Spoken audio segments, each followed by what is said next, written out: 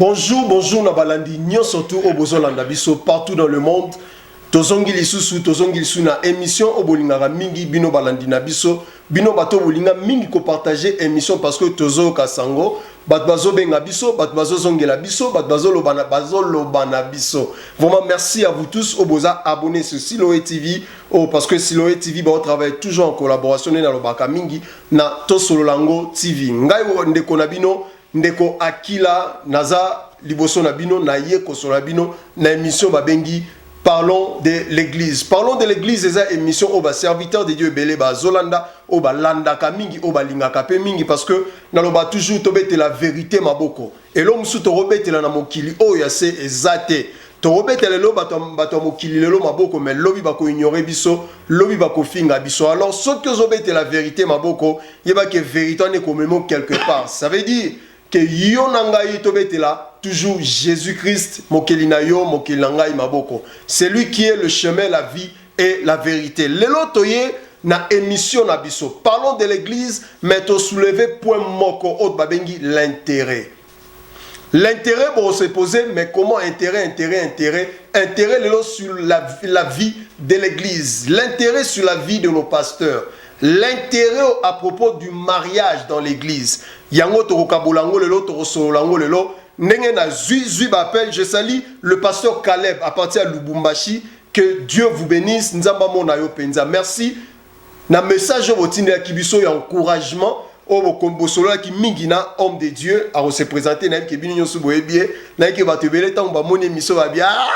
Bazongi lisusu. Merci aussi au pasteur Étienne à partir de Luchi. Yepa komela Kibiso à solo la kinabiso nzamba pambolo pasteur et Sika Oyozali. Sans oublier le pasteur Willy na Londres, Nzamba mona yope, makambo kitoko vraiment la nao pasteur, et zomona vraiment que vous êtes dans le bon. Que Dieu vous bénisse et sans oublier le pasteur John à partir à Suisse. Ça veut dire que émission na biso ba la nango partout dans le monde et sans plus tarder na pesi batu nyonso. O baza ba abonné na biso, o ba partager ka ba émission oyo, o ba landa ka biso na bokebi mingi. On a lobi lelo na parlons de l'église to na tembe moko. Témoin ezali l'intérêt.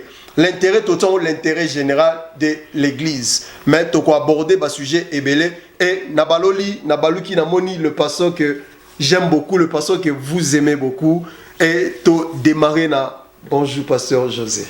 Bonjour, Ndeko Akila. Nzamba mona au pasteur. Merci beaucoup. Nabi que malgré les conditions et le climat, au salika qui est fort, il y a mangu na répondre à l'invitation na biso na plateau lelo. Et surtout, les Apona, il faut que tu sois bien sur le plateau. Merci beaucoup, merci beaucoup. Et ça, plateau Otoyambaka, pasteur José, ce que dans la poste de émission, vous êtes un pasteur, vous êtes un homme de Dieu, vous êtes un évangéliste, vous êtes un prophète, peu importe, il y a titre, peut-être tu peux être juste un homme. Oh, kokiko solo là, oh, kokiko répondre à solo, nangande ko akila. Numéro na biso ezawana, benganga, toza basé na Afrique du Sud. So koza musika, oza na Suisse, oza na Londres, oza na États-Unis. So lingo leka na émission apnanzela ya singa. Problème eza na ngote, tu na koya na tokovana na plateau et na tie online tout ça la émission et to l'élection parce que je sais que bino bato bolanda biso, vous avez beaucoup à dire à propos de l'église. Vous avez beaucoup à dire à propos de tout ce qui se parle et qui se passe aujourd'hui na milieu na biso bana na Nzambe. Nazongi et pas ya pasteur Boni Makam. Non, ça va. Dieu nous fait grâce. Boni Nzambe, Boni Bampate, Boni. Non, Nzambe a toujours malam. Na bolamu na ye oyo aza nango azo partager na biso bolamu wana mpate na ye oyo pe azali ko mettre à notre disposition. Mais apparemment pasteur Olobalwa mutu aza sango moi libanda pe peut-être moi mambebele parce que bino boya kaka Jésus témoigne qui mena Nzambe za metango bima we dégâts. Non, baluka qui est na ba bruit ba makelele tout ça azala quitté. OK. Mais sans le douce voix, dans les douces voix.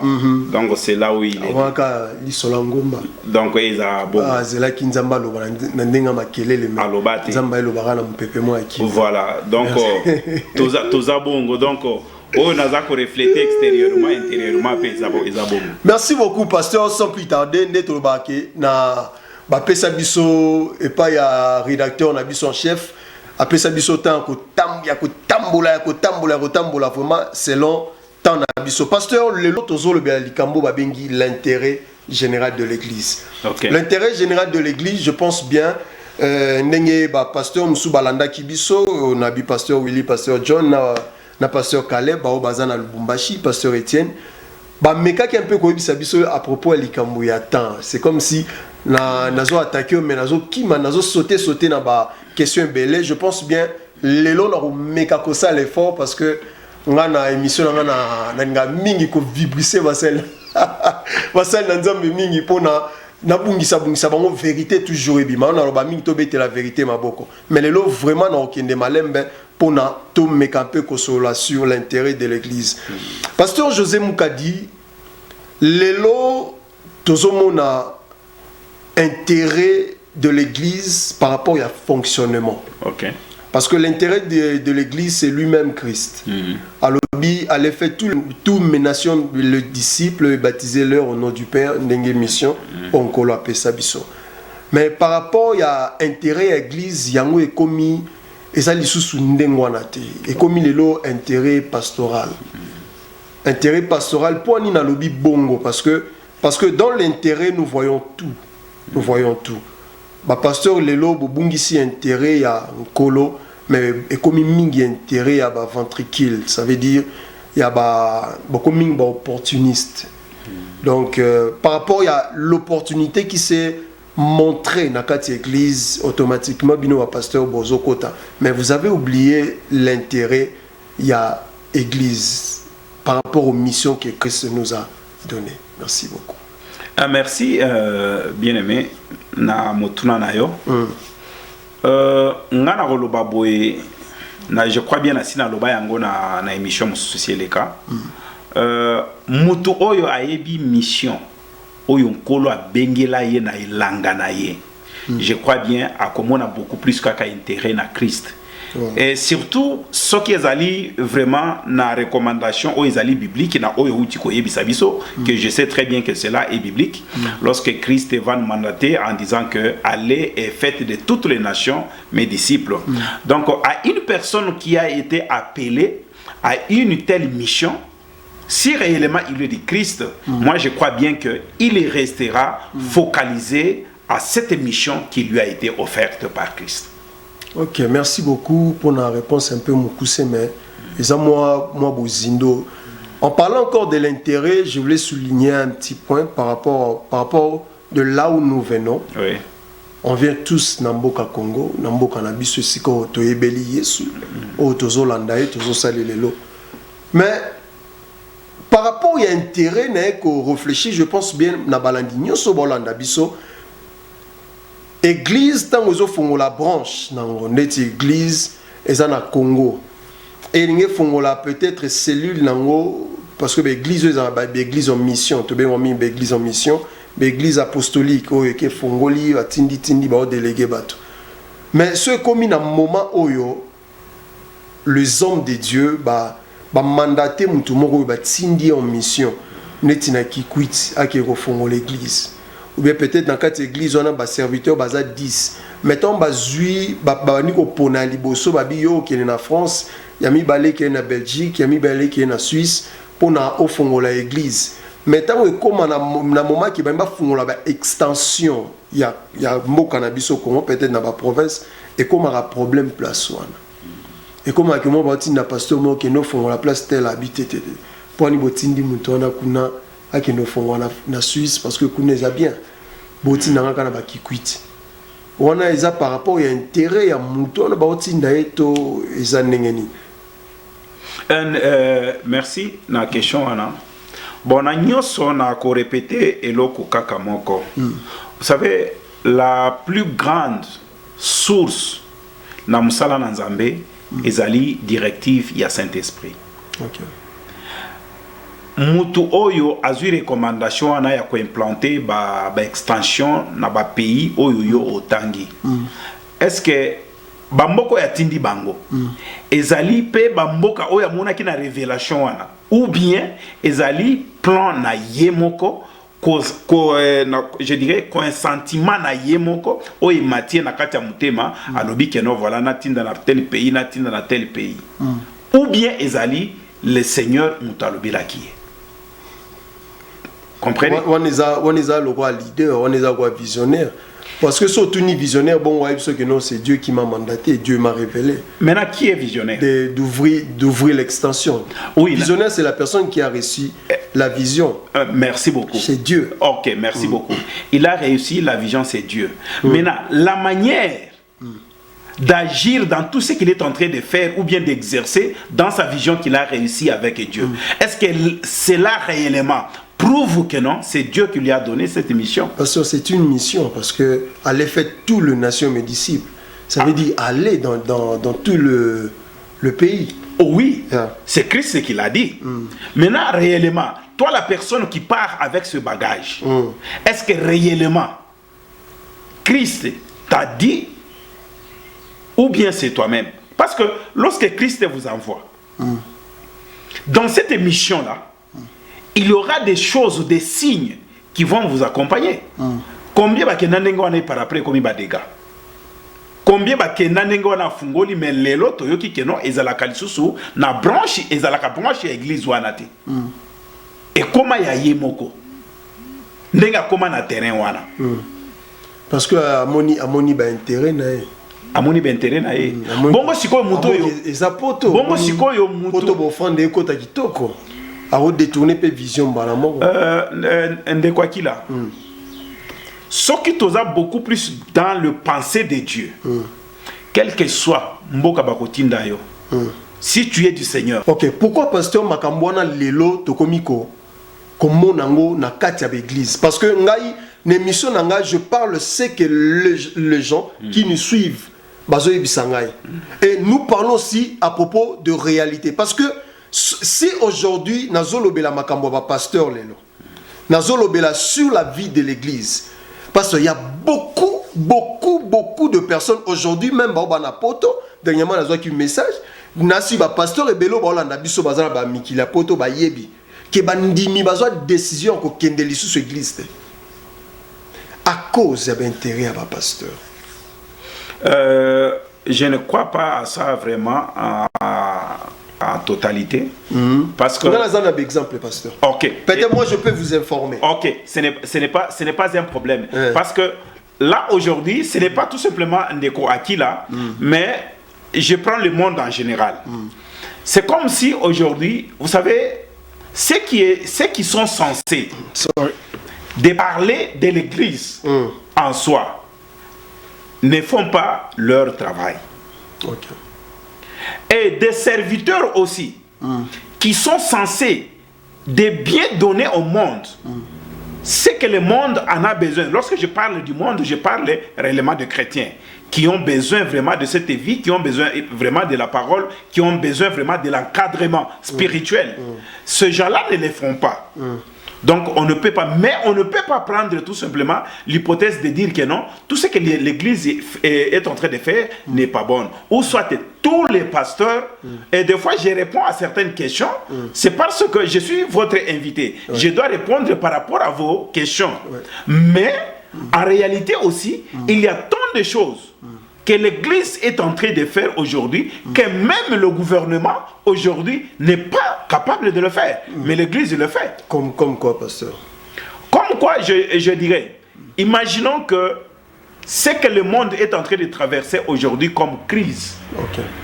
Si l'église n'était pas là, aujourd'hui on allait vivre du Sodome et Gomorrhe. Et s'il y a quand même une réticence à certaines choses, c'est parce que l'église est là. Et l'œuvre que l'église est en train de faire, c'est vraiment une œuvre qui est vraiment très primordiale par rapport à ce que le gouvernement a fait. C'est d'abord, l'église est en train de construire l'être humain par la conscience. Nous sommes sur terre, mais nous savons très bien que sur terre, le ciel nous avait déjà donné l'orientation. Parce que la Bible nous dit quoi? L'Éternel dira que non, je mis devant toi deux chemins. Le chemin qui mène vers la mort et la vie. Mais je vous conseillerais de choisir le chemin de la vie. Alors l'église aussi, par ceux qui ont compris et qui sont restés dans leur vocation, marche par rapport à ça. Et les gens sont sauvés à travers ça. Oui. Parce qu'on ne peut pas dire que non, voilà, tout le monde est du Satan. Non, non, non. Il y a des gens qui marchent. Alors des gens qui marchent, lorsque aujourd'hui le gouvernement cherche non, des gens honnêtes et tout cela, non, c'est quand même que non, lorsque vous trouvez ces gens-là, vous allez trouver en eux quand même quelques pourcentages des notions de la parole de Dieu. Mais en parlant de l'Okolobi, c'est très bien, pasteur. Ils ont très bien, j'ai aimé, mais par rapport à l'intérêt, ce que j'ai dit aujourd'hui, ils ont le palpable. Donc, ce bateau, nous sommes là, nous sommes abîmés, nous sommes ils ont les cambons. Moutou, a eu une décision à bino que ne soit église. Si na tunye pour nanini. Non, pasteur Wana, aza boye. Pourquoi? Parce que le pasteur voit seulement l'intérêt à bateau banambongo na kati église, mais pour na bateau banambongo te. Mais de quoi qu'il a, vous êtes du média. On doit juger. Vous êtes du média. Pourquoi pas aussi un jour que nous inviter aussi un homme de Dieu de venir parler de bien de pasteur? Parce que voilà comment on est allé. Parce que comme neti bino moko ne na uto bandeko ba pasteur mususu ba poser ba question. Oui. Neti bino mo bo vivant malamu te entre vous le pasteur bo za na guerre d'esprit après on le kina cher te ipe biso mais tandis que cher est sanctifié pasteur José Moukadi Zayote nazo pese exemple parce que vous allez parler à propos du yo mozo représenter le roi ba pasteur omoni nga nazo représenter peuple donc tozo eza quoi tozo solo là bino ba pasteur bomo na intérêt na bino na ba makambo nyoso tu bozo sala boyoka na raté lelo so ba bengisi bino ba pasteur que non na pese exemple surtout en Afrique du Sud gouvernement sud-africain et pesi bino mbongo et bien que notre décider to pesa ba foreigna ba étranger to benga ba foreigna ba pesa église ya ba étranger mbongo pour na ba luka ba soutenir to bazana ba problème soki mbongo ane kwei na maboko na bino ba pasteur bozanga même ko kabola mbongo wana ndenge sengeli o lo intérêt na ye o ko mon intérêt na ye o ko senga église na suka nango bino ba pasteur bokangani binemi. Mais vous avez ce que je vous dis, c'est vrai parce que les gens ils ont salama. Pasteur ba pesi bino mbongo, bobundi. Pasteur bo fingani. Intérêt en Zambeza wapi na makambo na nyos. De quoi qu'il a, makambo zolo ba ezali totalement vrai, tout comme ils appellent totalement fauté. Mais le problème est vérité ça que non, la réalité wana ezali. Si la réalité na yangona ndezo bando lo ba na bino ba pasteur. Yes. Mais bato na toboité parce que être nyonso za faillible.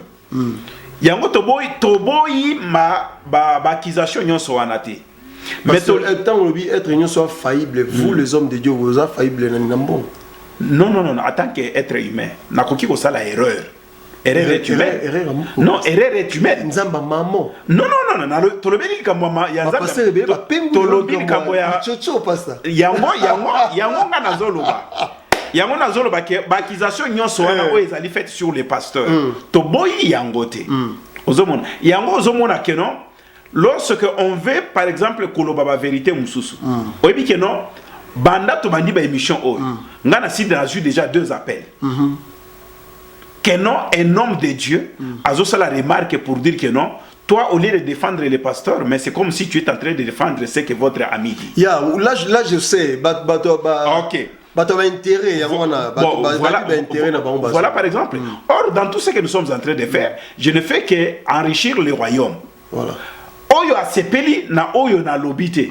Peut-être ce qu'a se retrouvé na kati ya likambwana. Mais ce n'est pas en me faisant des remarques pareilles que non, cela va changer peut-être mon avis. Voilà. Mais moi je sais à ma conscience que je parle des choses qui sont bibliques et réelles. Vous comprenez? Parce qu'à l'obaki na likambwana, à l'obaki pourquoi ndenge wana? Parce que j'ai parlé sur l'association des pasteurs. Mais l'association de pasteurs, combien de éléments là? Bon, il y a l'association basée 10 pasteurs. Bon, c'est l'association. Morotango longo bino wande ouais la pouvoir. Te zangai nous batons sur bazo longa. Si yango na likambo na bengi likambo intérêt. Yango nazo lobela nazo répondre si. Pasteur moko wuti poto aye. Be pasteur mo mundela ngo sa convention na ba Congo ndenge zalaki. Abi que non nazo ya ba tembongo ebele mais on connaît l'histoire. Oh il s'est passé belé pas ba pasteur ebele ba papa na biso spirituel sont disant et ba liambongo ya musala ya nzambe. Na yango so poser ba question ba biso que non c'est lui qui travaille à l'hôtel mange à l'hôtel. Na yango nazolo babu. Problème ya batu ezani. Batu bazaka ka focaliser et côté moko. Côté ango ezani ni côté ya bato ya mabe. Mais côté bato malamu personne n'en parle. Mais na bato bazo sala mabe wana. Et loko nini biso tozala koluka to sunga na Siloé TV. Ezali akoloba ete bandeko oyo bazo sala misala wana. Eza bien te. Voilà. C'est tout simplement na yango message ya Siloé. Makambo ezo bato bazo sala ba pratique wana. Fois passé vous m'aviez posé la question. Est-ce que na église na bino bisika yo ozako evre? Bisika ngana zako evre? Est-ce que bana na nzambe bazo assistance? J'avais dit oui. Parce que ce sont des situations réelles que nous vivons. Vous comprenez? Là je défends carrément. Na kenda na église mususu na monapé collecte salami enveloppe kaka wana bazu bakangi ba pesine de côté. Bato ndingo wana pe bazali mais na boyite ke no ezala ba serviteur pe ce qui bible les a ko reconnaître ba oyo bazo sala pona mabumu na bango. Bongo siko ngana ko boya bango da parce que ndeti ba moment ya ba corona o bo sambo ki ya pasteur. Tenga na sambo ki te? Non ngana sambo ki te. Ou sambo tendeni mabonzi wana ko taten pasteur. Donc ba pasteur ebele ba leli tozo mona même na ba réseaux sociaux parce que pasteur nyo surtout côté réseaux sociaux. Oka mususu pena vandi na téléphone na ya soka ko commis message nazo prophétiser pour notre monde ba voiture ebele pasteur. Ils ont taka que parce que bandimi batu bandimi bo vanda ki na ba vanda bona banda ku na bango parce que na minute on ba dozo kende ba kende prière te ba banda obimate shopping ezala quitté peut-être ko bima boye ko kutana policier tunyo tu vas au non la peut-être ba ko escorter parce que covid ezaki tout le salle tout le shop ezaki au kangama alors ba pasteur il faut église futa ndaku église faut ça mais organisation ezaki mabe réseaux sociaux polaki Facebook live ba pasteur ba na s'aimer siko tangu bino mo ba pasteur bo sala ba makambo na bo mona te mais lorsque bandimi bato bazolanda bino ba bandi koloba mabe o bino bo sala bino ba pasteur botomboki boyo yebisa biso ke ne touchez pas mais on siko bible bino ba pasteur botanga yango peka biso tozotanga siko compréhension ngo soit bible ngo bongo ni to elogoni pasteur parce que na lockdown boke même akasi. Bon, na koloba boye na lockdown ko kemba vraiment neti na kananga na koloba keno ko kembe zalaki kaka manque ya liberté wana ya kotambola. Oui, ndenge toka neti ya wana Afrique du Sud tozalaki kaka na bandako surtout confinement oyo keno ba permetaki mutu ko bimate tozaki na bandako. C'était vraiment difficile. Mais pourquoi je dirais que non, ce n'était pas difficile vraiment pour moi parce que oyo nyo ces alliés accusations. Je crois bien, j'avais prêché sur les réseaux sociaux, mais Natikala ko ça l'appelle. C'est terme en accusation, mais c'était vrai, non? Natikala, non. Les gens parlaient de ça. Les gens qui ont parlé de ça, ils ont vu ça. Ok. Tout comme moi aussi, je parlais aussi de ce que j'ai vu. Ok. Il faut qu'on réponde parce que les invités, il faut répondre par rapport à téléspectateurs. Oui, et nayebi ke si ko yo na koki ko accepter ko répondre likambo oyo na mona kité na za na témoignage na yangote parce que peut-être mutu oyo abenga ki yo peut-être apesio likambo wana peut-être akosi na ye parce que lelo ezali beaucoup plus ba pasteur nde ba memi mabe nyonso or avant to comme ba pasteur ou bien to ya mabe ezalaka déjà na mokili mabe ezaka ka ba pasteur muto ba memi mabe te mais pourquoi pas ndenge ba lobela ka makambu ya ba pasteur mais il y a sur cette terre il y a des gens qui sont criminels plus que des pasteurs mais bino nde boza ba pasteur lorsqu'on parle d'un chrétien musulman ko sala mabe et ganga lokola mokristo te problème na ngai bouddhiste a osala mabe ko ganga te lokola chrétien tozwa past inam soki inam so babenga mo banani imam alongoli bilamba tikali nu ata ba publiant un effet mais un pasteur chrétien alonga bilamba bataika na réseaux sociaux o kandenye ko vibrer. Ça veut dire le chrétien boza na impact moko boy. Boza na impact. Bible lo bana biso vous êtes la lumière située sur la montagne, n'est-ce pas? Oui. So lumière wane kangami. Mutu nyoso hotel même ça peut être boy. Ah, ndeni mwinda aneza na ngomba et katani. Sikoyo vous le pasteur, ba conducteur, ba berger na biso. Osa la prophète, parce que nous avons un ministre de Dieu, voilà, parce que le ministre englobe tous les 5 ministères. Dans le ministère, et ça que ce qui mouinda et koufi, bino ba ministre de Dieu, bo lingite ba loba ke mouinde koufi. Non, to lingite. So balobi mouinde koufi, alors comment la kila mabe? Non, ce qu'on lobi vérité, na wala kilo mabe ponani. Oh, mais non, pas non, ce qu'on lobi vérité. Na silika ponani. Mais musuba la vérité, c'est celui c'est vérité, wala kilo mabe. Batu misusu. Yes. Batu misusu.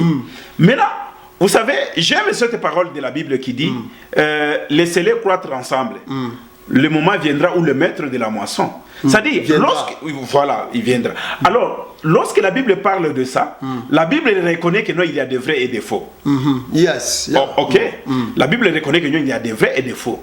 Maintenant, le monde lui-même, tellement qu'il est plongé dans le ténèbre, il ne veut pas connaître la vérité. Il ne voit que le mal. Voilà. Or, au moment où il est focalisé à voir le mal, le bien aussi est là à côté. Maintenant, qui sont les bénéficiaires de ce qui est bien? Ils sont minoritaires. Voilà. Et le monde eux-mêmes veulent toujours les ténèbres. Qui ont crié, crucifiez-les. C'est le monde. Le Barabbas qui a fait tant de mal, c'est celui que le monde va se faire avocat de Barabbas. Pour condamner celui qui était la lumière. Alors vous croyez que non? Ce temps-là et notre temps ont changé. Rien n'a changé. Et ce sont les mêmes gens-là qui essayent toujours à étouffer ce qui est vrai. Mais malheureusement que nous sommes là toujours. Mais par exemple, le ministre de Dieu, et c'est l'homme sous Komela Masanga. Et l'homme qui a Komela Masanga, et comment la Bible était. Mais na yebilo na yebi ke nzambe a ben bato bazo travailler na sacerdoce. Bangoni ba simba alcool te. Natal lelo na compréhension nanga ndenge zali. Que lorsque la Bible nous dit n'attristez pas le Saint-Esprit. Nga nation na cadre que non n'étouffez pas le Saint-Esprit.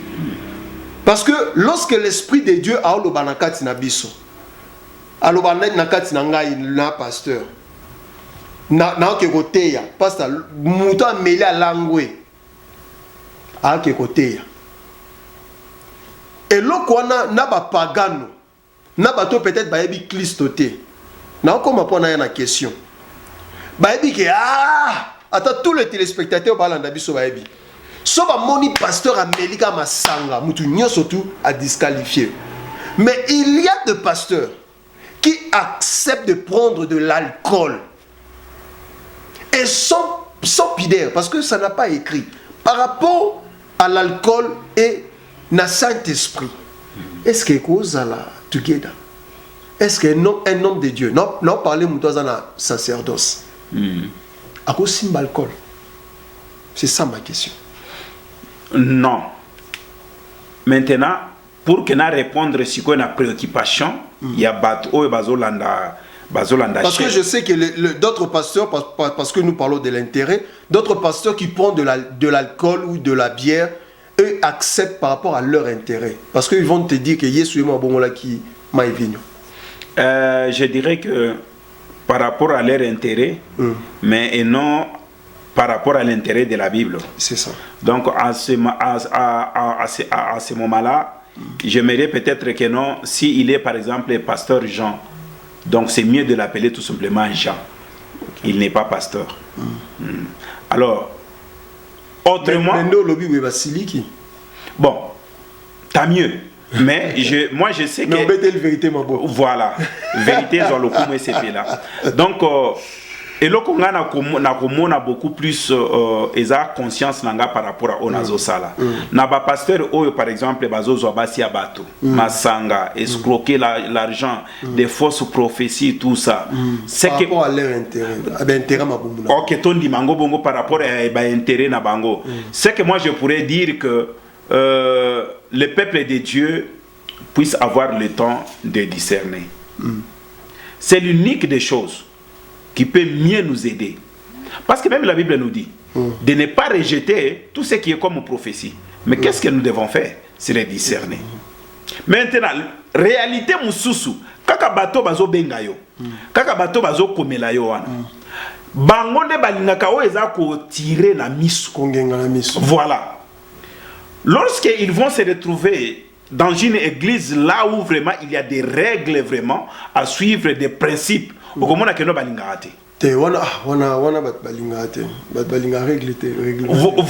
Si quoi bato wana balingaka te wana, jamais bakolomba makambo ya malamu o église wana ezosala. Maintenant makambo yo bazoya nango ya mabe o bazolobela ba pasteur. Eza na église na bango wana bakendaka. Bake bakutani na makambo wana mais baolongwa pete badinga mika bazaka kawana sikoy makambo bazomona kuna bazwi ba casquette nyonso wana baye kolatisa batu nyonso. OK. Alors yango na fois passé na répondaka na question na yo moko na lobby, j'accepte de répondre ba question mususu parce que nazaka kana casquette wana pe ya ba pasteur. Mais ce que na lobby que non na kende na réalité à Kolobaïte, non? Makambona na ibi angote pe concerné ngate. Bakolobani ni c'est un pasteur orgueilleux. Makambo tozolo ba ibi angote. Aïe boena boye tout ça. C'est ça le monde. Même à la manière au nègre toloba qu'il faut passer, mais il y a un autre serviteur qui a compris ça autrement pour faire des remarques. Et c'est aujourd'hui, mais quand même, je vais changer la même réponse, mais autrement. Autrement, oui. Bato baza kwa kizo ba pasteur lelo. A commis na église. Prenons par exemple lorsque c'était avec le temps avec notre papa Mbi apôtre Mbi Moulaya. Si tu betel avant ya kokote il faut la kana foulard na mutu. Et tu remarques qu'il y a un peu de monaki yango. Et il y a un moment donné tout ça ba réalité oh ba kabelo ye banini tout ça. Bato balata ki foulard lobi wana. De ba komi ko s'opposer na ba principe ya église na bango. Voilà. Baza ko se retrouver tel isusu par rapport à quoi? Par rapport ya style ya monde. Ezana ba misusu ba koka kite ba nini? Ba kei. Metango ba kei, ba témoignage o bazo pesa sikoyo. Eza ba témoignage o bazaki nango na betelte. Eza ba témoignage oyo ba kutani nango na ba réalité côté ba kei. Mena bazu ba casquette nyonso wana, balati si ba pasteur nyonso. Eza na ba pasteur lelo papa diki na ebisayo. Il y a des pasteurs qui se sacrifient. Surtout dans mboka neti oyo tozali Afrique du Sud. Eza mboka moko eza facilité na évangile. Mais il y a quand même des serviteurs aux hommes qui non, Azak ko tenir jusqu'à aujourd'hui. Puis Azali ko réunir bateau et des gens marchent avec lui et les gens respectent ce qu'il dit. Mais ils ont mis sous peu à moni que non non. Na kokokate parce que ba pasteur, ils appellent ba misu sous baza. Atikala aux problème na pasteur te. Mais azu problème na ba pasteur par rapport à témoignage. Il y a les solo. Mais il y a une expérience personnelle était na makambo de kwa zoloba. À l'occurrence, Christ qui demande à ses disciples, qu'est-ce que les gens disent de moi? Disciple, chaque disciple a lobi. Mais tant Christ a écrit autour de bango, si ko bino bozana nga bolobini. Courage ya makambo balobaki liboso, ba répondaka bongote. Et comment que siko yo keno Christ, il faut bimisa siko révélation par rapport ya ba réponse à yo ke pa ina ba disciple naï. C'est ce que nous vivons aujourd'hui. Pasteur, à propos, entre parenthèses, parce que Tozo qui a des points à te citer, non, si ma 2 points, il y a des témoignages. Oui. Il y a Bassali Nanzam. Et là, où tu coloba. Le long, il y a l'église, le pasteur Balingate va s'abomber remarquer. Azanay.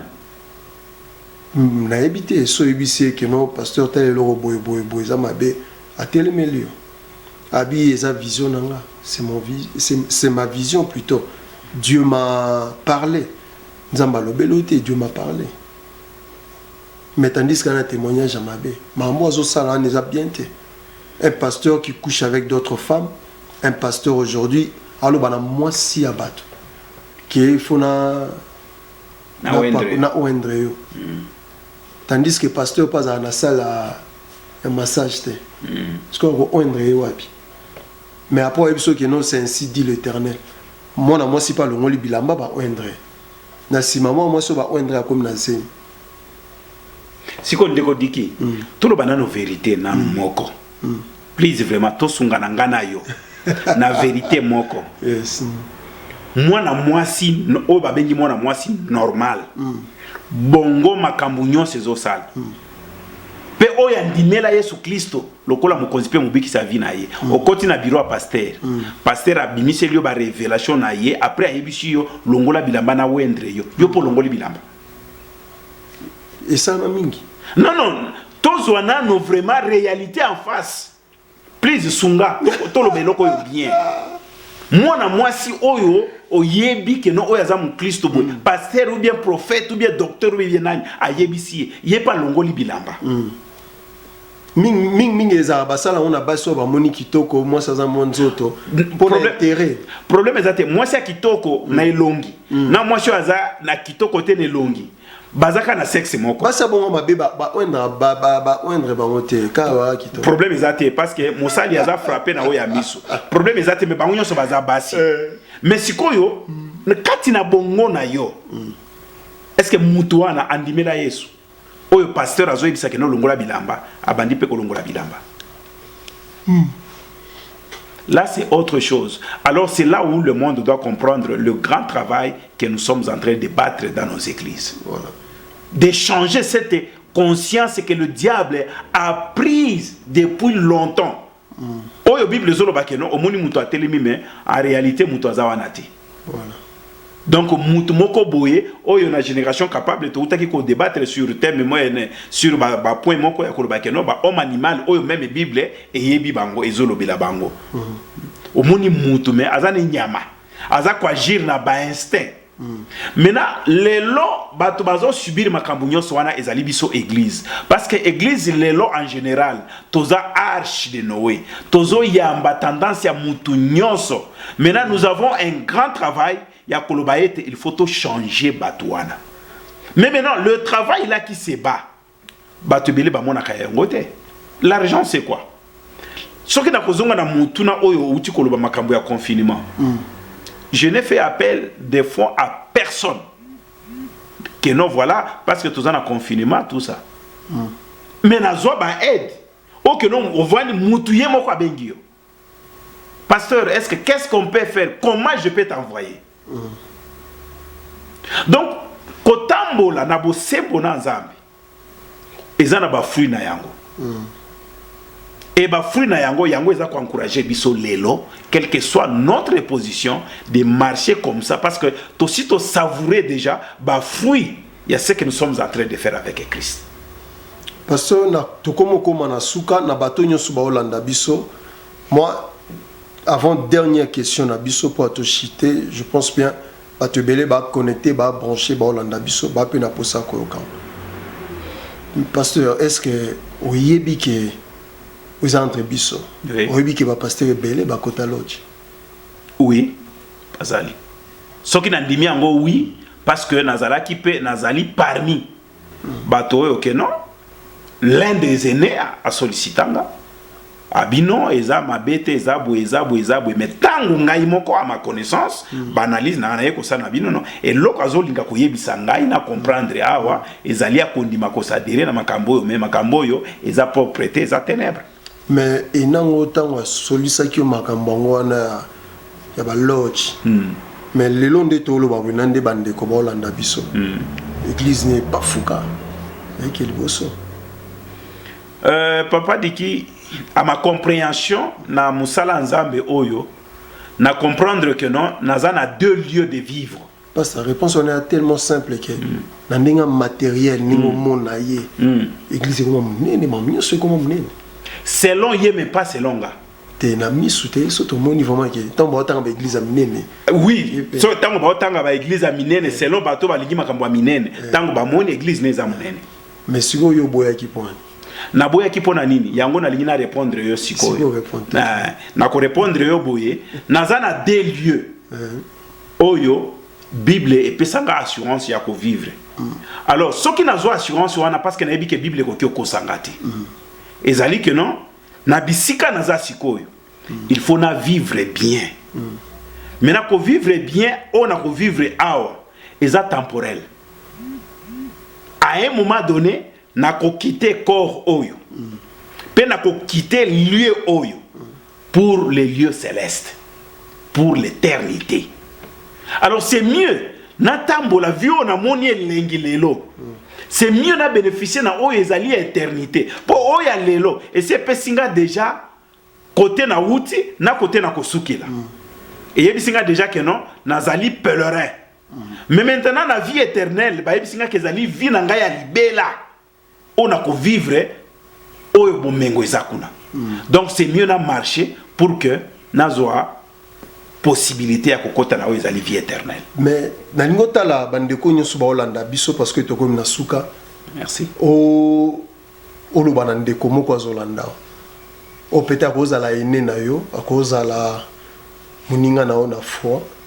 Bo yamba Yesu tamoko peut-être ndeko mo azoninga pe abima. Mais c'est un homme de Dieu, ba proposa yepe. Akota ba masolo wana po akoma na nguye bele. Na habité l'onyo ko conseil après na lobano lisu likamoko o pesa lisu batumsu conseil ba Holanda biso.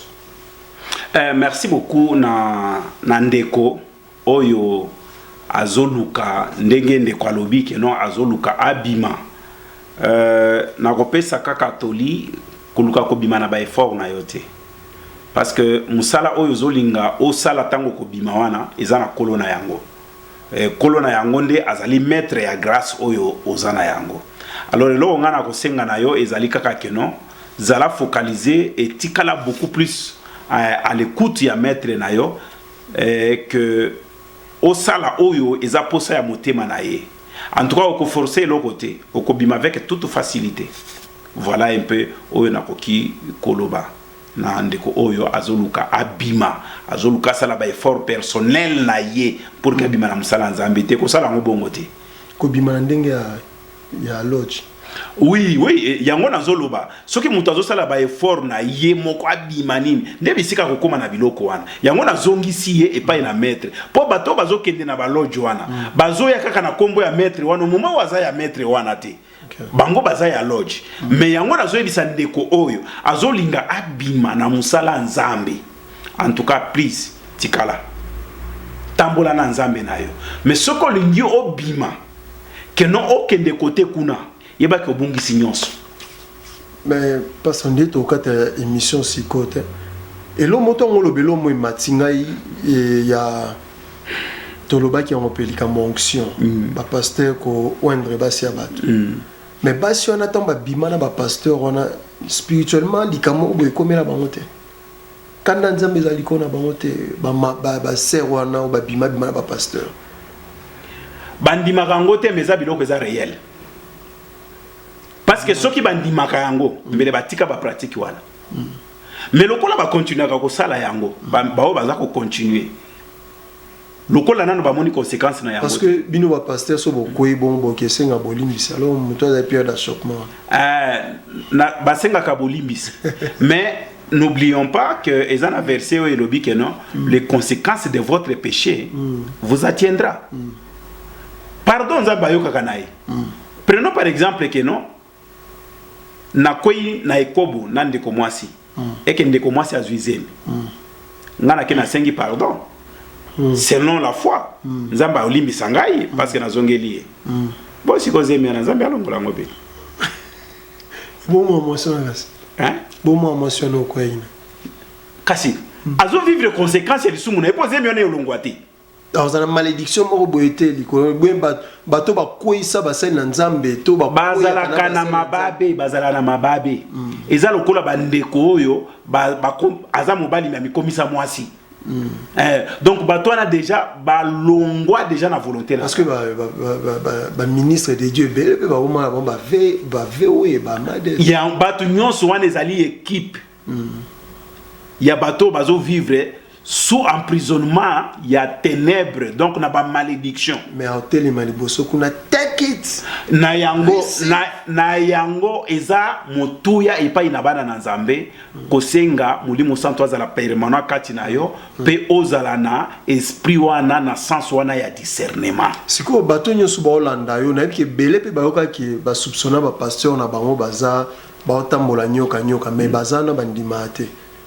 Bandimate lo nyoko conseiller bango oyoka déjà que non pasteur nabino atambolaka bien te po ezana ba témoignage oyo moko oyoka pe ezana misusu oyo ndima pe que non ezana ngo ya solo yé pas kufa victime non yo pe moko oza victime na yango sikoyo oza ya kokangama parce que eza vérité oyebi sikoyo eloko nino vandela kawana voilà parce que mutona za modèle pa na ote fanatisme kasi yango nde kobomao fanatisme wana yango nde kobomao donc oza ko aider mutu moko boazo kende enfer yo siko yo ke lié mawa mal placé lobi ke non to kufa ensemble anga aider nzambe tenza bebe idaka yete ba okufa nde ensemble na mutu oyo azo mema ye na nzela wana voilà Christ a dit je suis le chemin, la vérité et la vie. C'est lui qui me suit. C'est-à-dire la vérité, la vie, tout est en Christ. Et lorsque je suis Christ, maintenant, yo za conscient que pasteur nanga tambola bien te. Ndenge na zabo e makambo azote ya na chere za lukuta. Ngana bimana e 2 fois, 3 fois. Siko ovande la kan église wana. Oyo ka liloba na Nzambe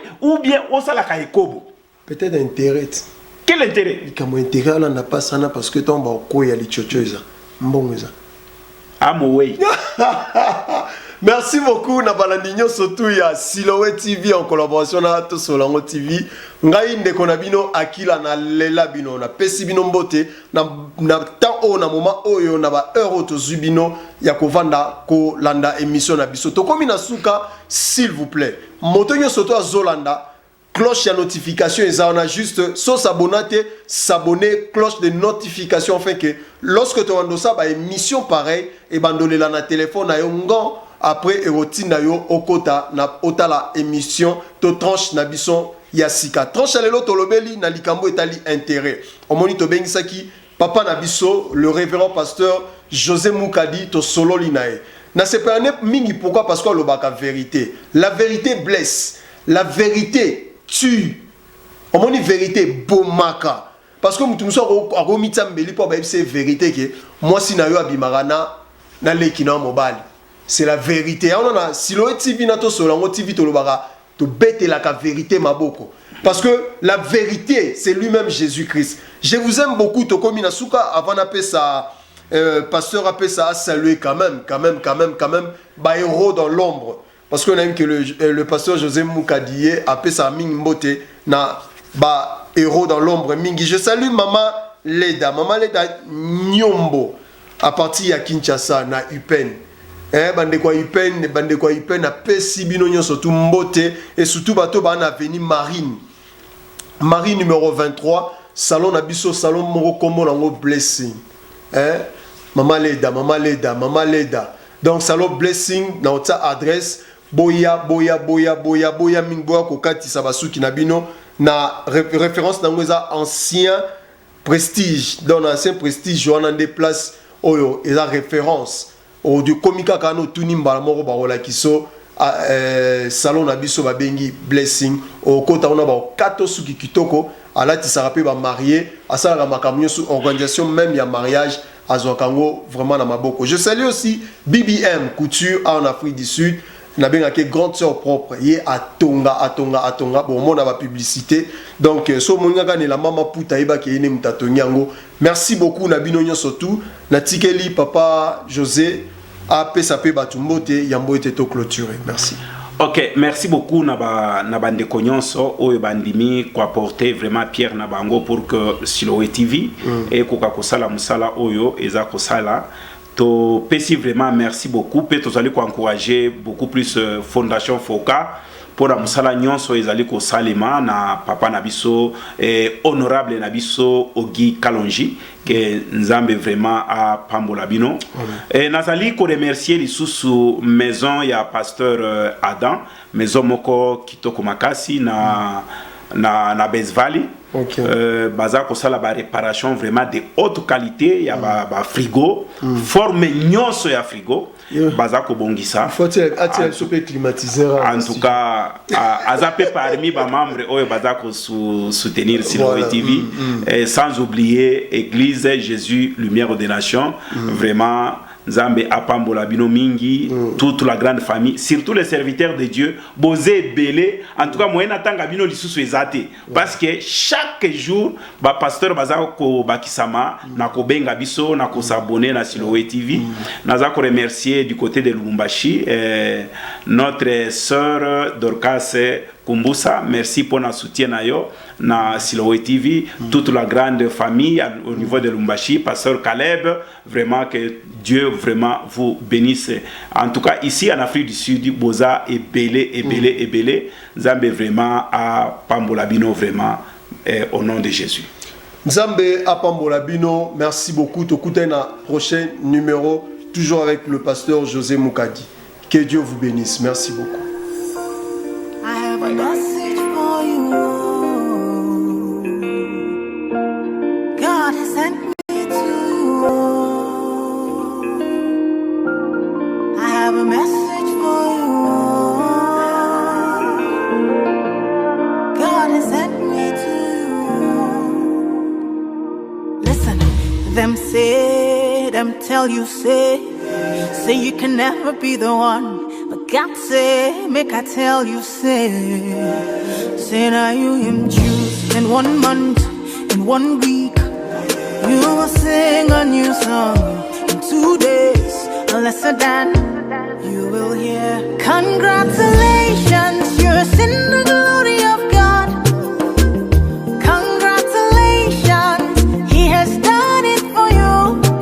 And you will come back with a new song to sing. God is good. Yes, you will come again with a new song of praise. God is good. Oh, congratulations. Congratulations.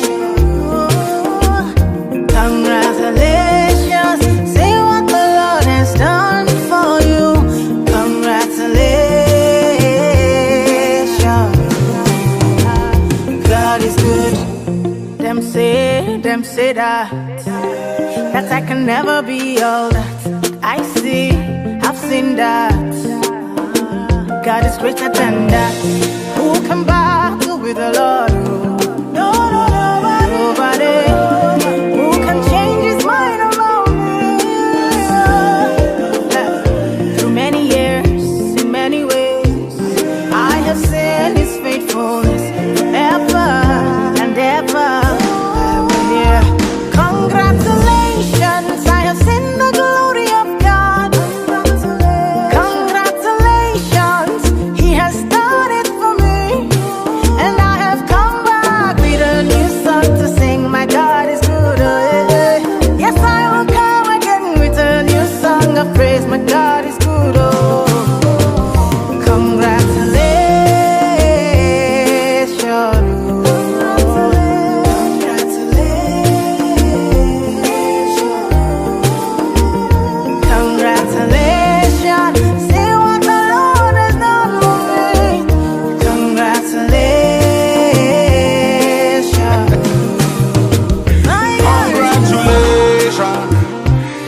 Jubilation, congratulations, no more tribulation.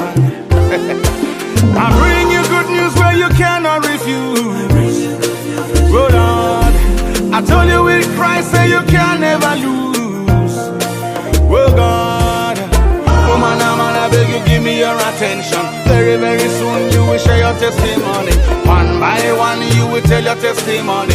Bigger than money, we say sweeter than honey. Congratulations, you're in the glory of God. Congratulations, He has done it for you. And you'll come back with a new song to sing. Your God is good. Oh, one day you will come again with a new song of praise. God is good. Oh, congratulations.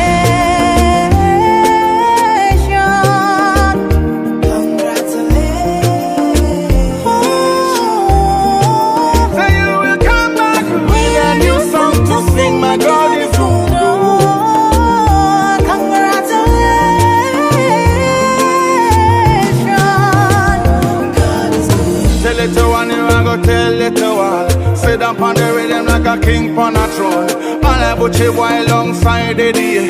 Two and we together in a celebration.